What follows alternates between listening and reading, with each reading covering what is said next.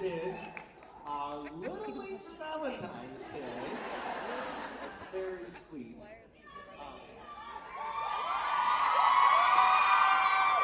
I don't think that you can speak for everyone when you say that. Hey, security! They're like running. Did you snap sign? That was great. I want a picture. I want a video. Okay, bye.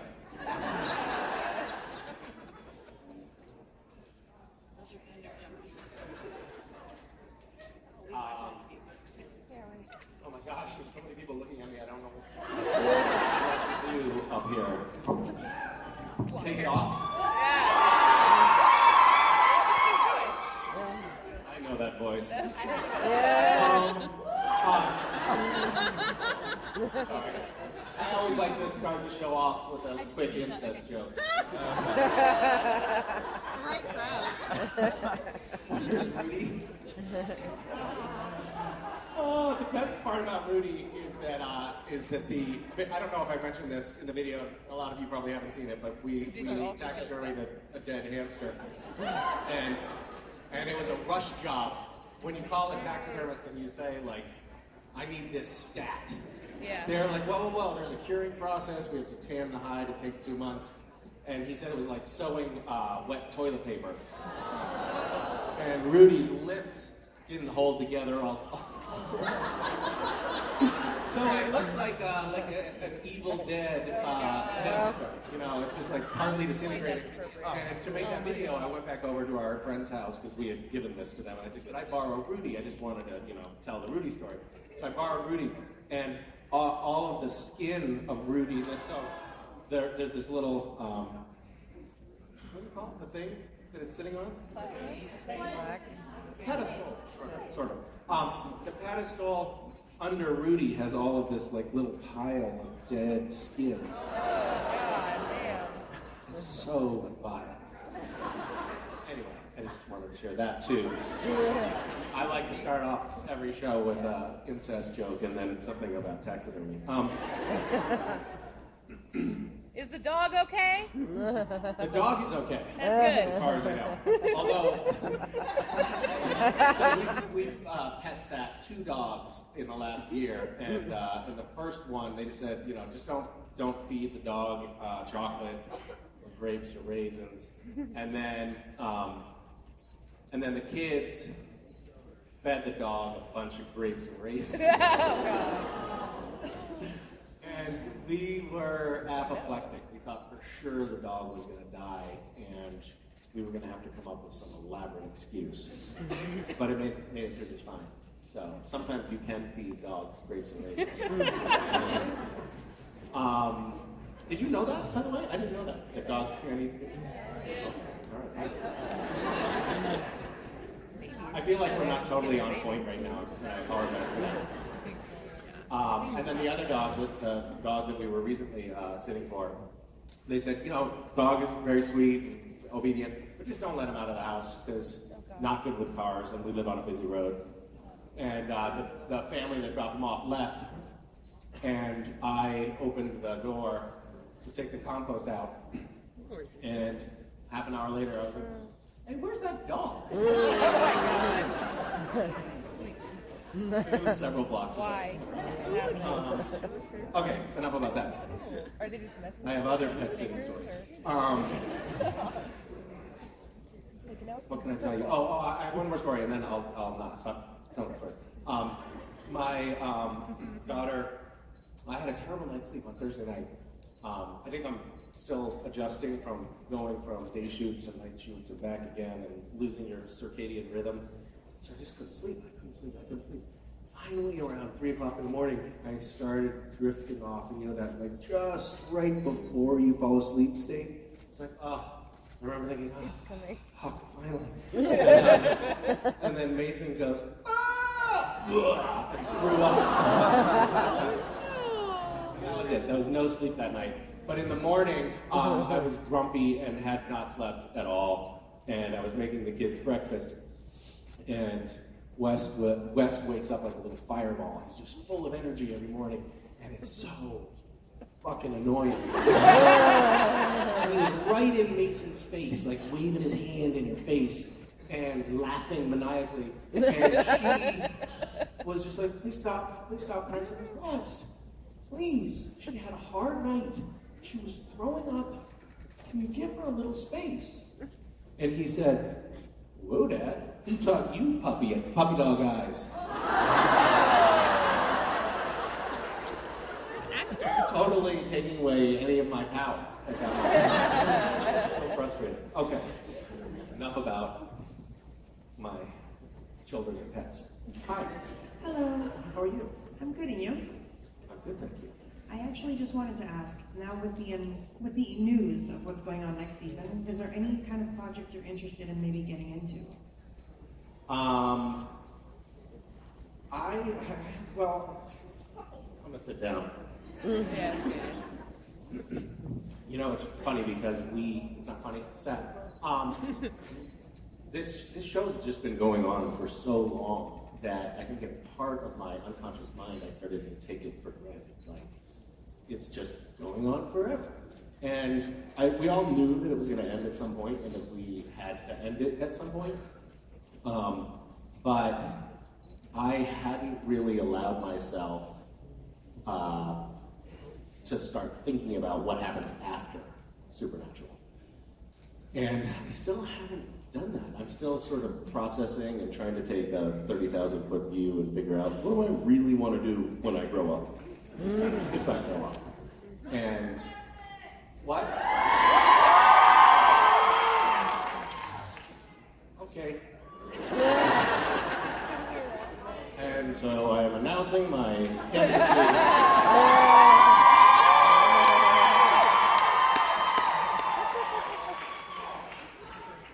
I love the idea that you could just be like, you know, you happen to have a microphone, happen to be on stage, and someone's like, you should run for president. Great idea. I've been waiting for somebody to give me a sign. So I don't really know. I have a lot of ideas. I was saying earlier in my meet and greet, you know, I come from not a lot of means, and so when I got on the show and then I started to gain a sort of minor celebrity status, all of a sudden there were all these opportunities that came my way, or I could sort of start materializing things that I wanted to, and I felt like, well, I better do that, because you know, while I can, make hay while the sun shines, and then the fucking show never ended. And so then I just had this mountain of stuff that I was working on, and I started to kind of burn myself out a little bit, just with too much stuff and not saying no enough. So I mean, in a sense, I think it's a nice opportunity to recalibrate and figure out, you know, what I really want to be doing and in what manner. And thank you for this group therapy, by the way. This has been super helpful.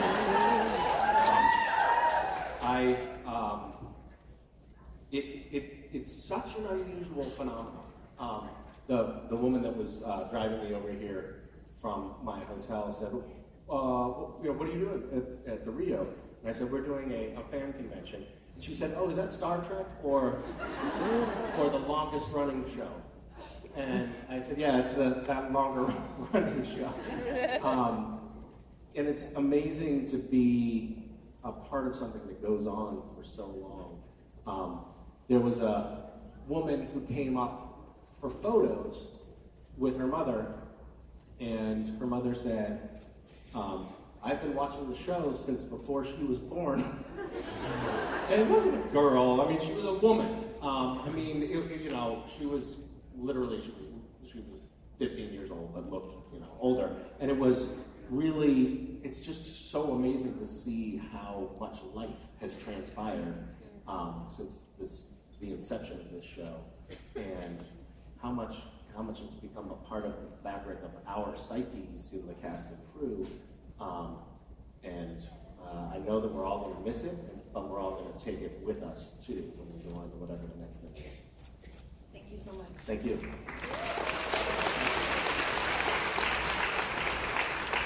Hi. Hi. So, Hold, please. Stephanie, are you back there? I'm here. Hi, Stephanie. Time to shave the beard? Oh, shave the Orha.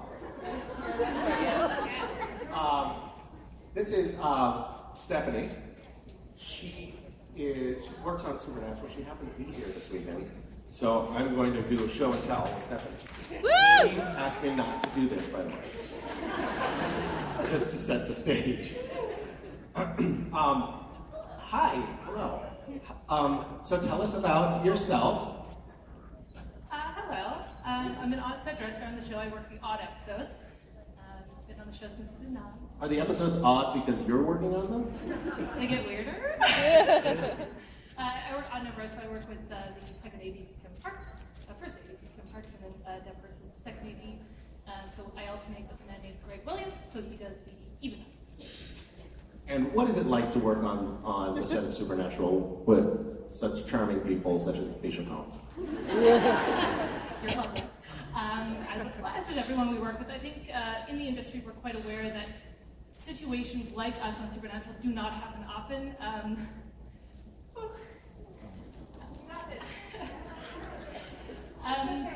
Same girl. It's quite a significant family resemblance on the show. I think it's somewhere.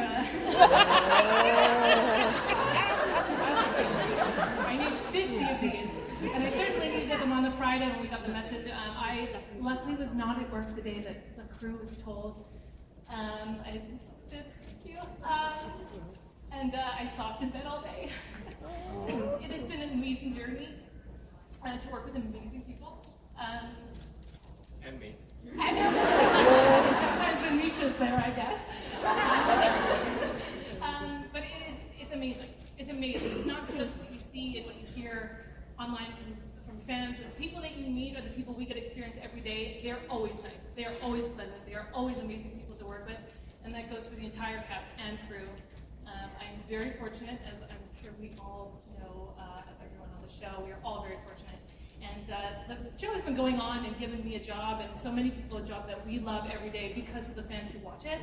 It's such a significant difference that happens there as well because of a fan base that appreciates and loves the work. And it's again a rare occasion. We're going to finish off a show and think, wow, we made a difference in the world. How many shows can say how much of a difference the shows have made?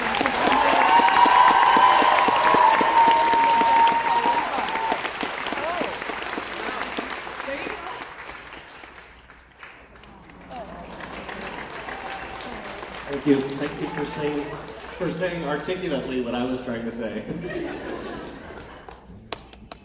Thank you.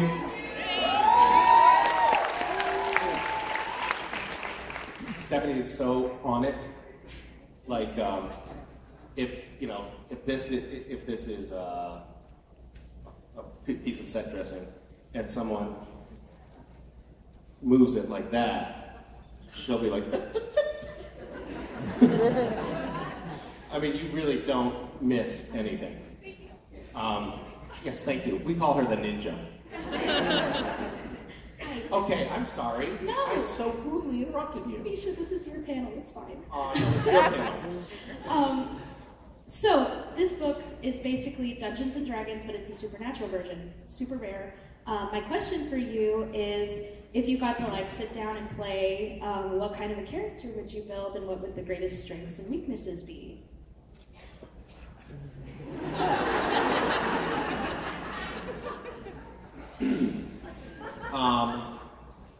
I would probably want to be the top hat, and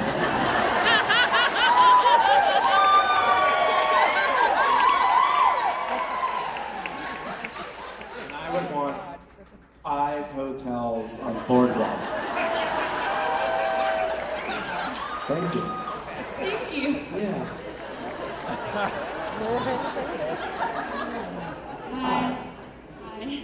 So my question is, if you could create or build any monster or creature, what would the ideal characteristics be of that monster or creature? Well,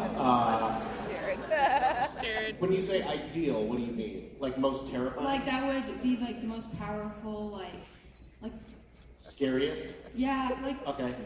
It would probably have long brown hair. Yes. be about 6'4".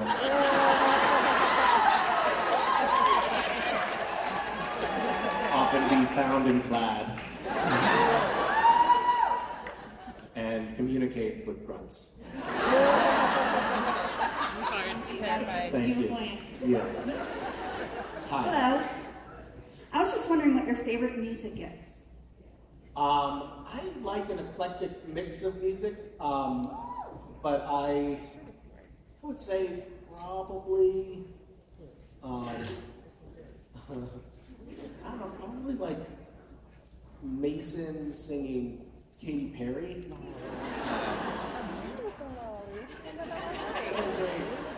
She doesn't carry a tune terribly well, but she really has a lot of passion. And she also knows lyrics that she listens to a song once and knows all the lyrics, and then, sings them with such gusto. I made this video of her sitting in her car seat, and I had, you get in the car, and the Bluetooth picks up, and it just starts playing music, and I have this song by a musician named Stu that has a line that says, well, this is what I saw Mason singing to herself when the music was no longer playing. She was just sitting in her car seat, and she was singing, "The naked Dutch painter in the kitchen does not want to fuck you."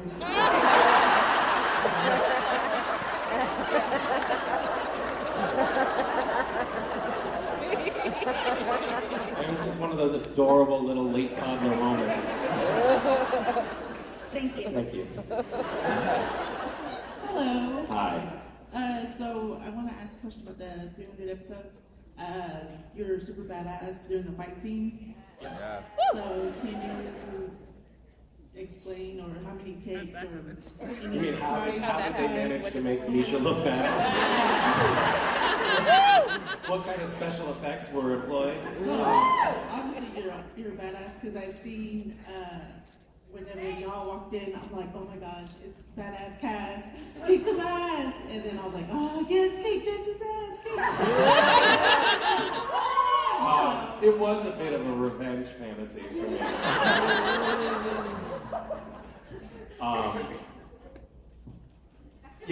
Castiel has gone through, as anyone who has watched the show for a long time knows, a lot of iterations. And he started as this soldier of God, and with a very sort of militant, commanding personality, because that's what the first scripts, how he showed up in the first scripts. And then the writers sort of recalibrated after casting me, and he became this socially awkward dork who fights like this. I've told this story too many times, but we were doing this special shot. Bob Singer was directing, and he likes to do these sort of throwback to like 1970s grindhouse kind of movies.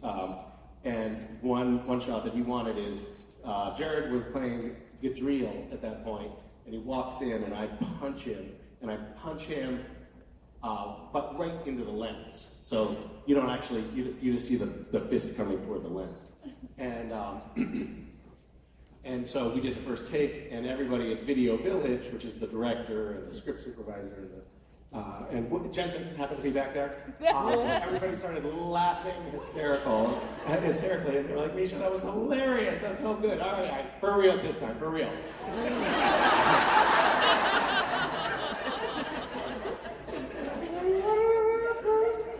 What's happening? And then they played it back for me, and, right into the lens.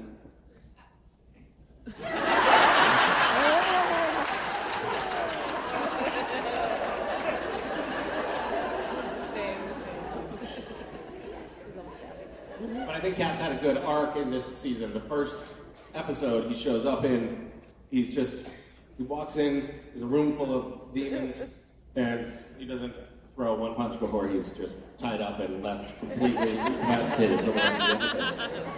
And then toward the end, we had sort of the throwback episode, and Cass got to be a bunch of people. There was actually a scene in the finale, where Cass took on a whole room full of demons and beat them up. And I was like, oh my God, my hips are gonna hurt so bad. And then they cut it because the show was running too long, so we never even shot it. And I say it because the show was running too long. Probably the producers were like, you really, Misha is playing Castiel, right? No one will believe that. Okay, good talk. Hi. Hi. I was wondering what your most irrational / strangest fear is.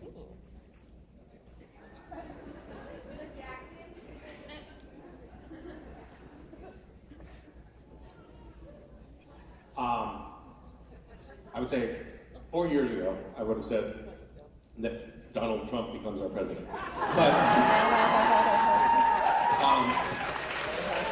now, I don't know. I have irrational fears. Do you have irrational fears? When I was little, I was like severely afraid of slugs. Like, I don't know. And then I read somewhere that some person was really afraid of bologna. So like, any like super strange thing you'd be afraid of for no reason. Frankly, I think it's fair to be afraid of bologna. What's in that, you know? For a long time, when I was like 4, we lived on a river and we would throw sticks, and my dog Bear would run into the river and grab the stick and come back out. And I threw a stick and he ran into the river and he came back out as a giant, he was a black dog. He came out of the river as a giant black big bird. And I was afraid of my dog from that point on. I was like, at any point, this guy is going to Bear Dog is going to turn into a giant character from Sesame Street. And I was always like, doo, doo, doo. And at the time, when I was like 4 and 5, before this incident, I used to feed Bear. After that, I wouldn't touch the dog food. I just had to stay away from the dog. And it wasn't until I was like 9, and I was telling some kids in my new school, like, yeah, and then my dog threw the stick, and the dog went in, and it came out, and I was like, oh, I dreamed that. Wasn't real? And just like everything clicked into place. And that fear was eradicated at that point. And Bear was still alive, so we had a few good years after that. That's fairly irrational, I suppose. Yeah, Does that fit the bill? Okay, thanks. Thank you. Hi. I was wondering, you do a lot of things with charity and Gish Wish and everything. Is there another project coming, or do you have any plans to? You're getting kind of bored of the old stuff? No, I just, I didn't know if that was something that you did in conjunction with, Supernatural cast and everybody, or if it was something that you did on your own, you know what I mean? No. What do you mean? I don't know. I mean, if we're being honest with each other, I don't totally know what you mean. Okay. Are you asking if after Supernatural there might be some projects that involve the cast and the fandom, or that I do stuff, off on my own, assume a new identity? Things that make you happy, because I think that part of you makes you happy. I don't know. Which part? The charity. Okay, we're getting somewhere. Yes. Well, I ultimately hope to set up some sort of assisted living facility for the cast of Supernatural.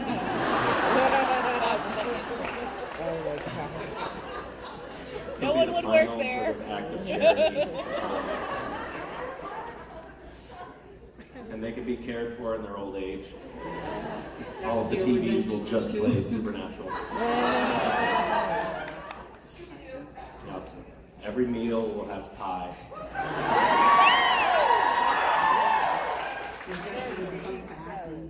Yeah, well, we're working toward that.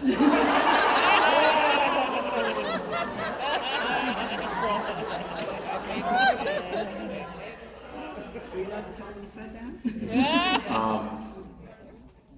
Yeah, so, do you have any ideas for me?